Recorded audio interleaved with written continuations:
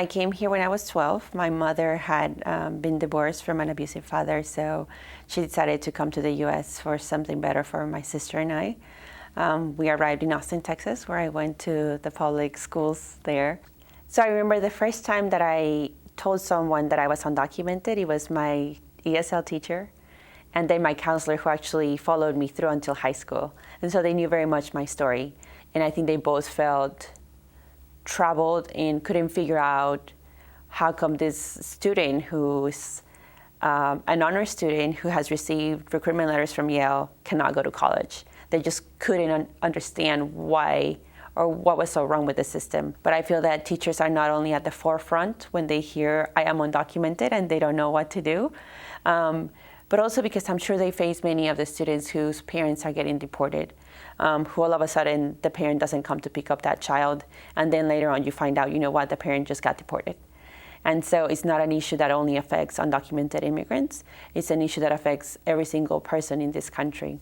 As teachers, you guys have the power to not only inspire us to become something better as humans and really aim for the sky, but you also have the power to provide us with the tools. I think undocumented or not, what you want is a strong country, strong leaders, and you want your children to really take on this country. And even if I'm undocumented, the fact that I grew up here, the fact that I am a Texan, it speaks louder than words. And the fact that I want to contribute to Texas and this country speaks louder than words. And so I hope they take that on. I hope they realize that these students might be undocumented, but they're just as much Americans as the rest of them.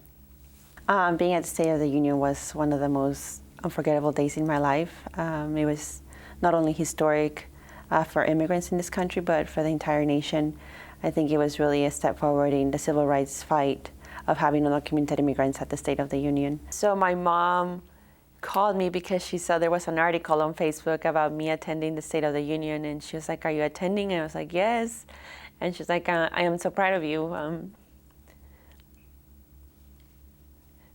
You're doing what I brought you to do here to make a change." And I think for my entire family, my sister and my mom, we keep on remembering, you know, where we came from and how far we've come 20 years ago. We arrived in this country very scared. And now, thankfully, they've been able to become citizens. My mom in 2008 and my sister in 2012. And I'm still the only one undocumented, but I think it brings to light not only what many immigrant families face, but also how much we've been fighting and how far we've gotten. I remember a lot. The first time that I was sharing my story was in Austin, and it was really scary because it wasn't the cool thing, or it wasn't even popular to say your story or say you were undocumented. And so I think the three of us were remembering how scary that had been. And now remembering to now, I get invited to the State of the Union, and it still feels surreal, even though I was there.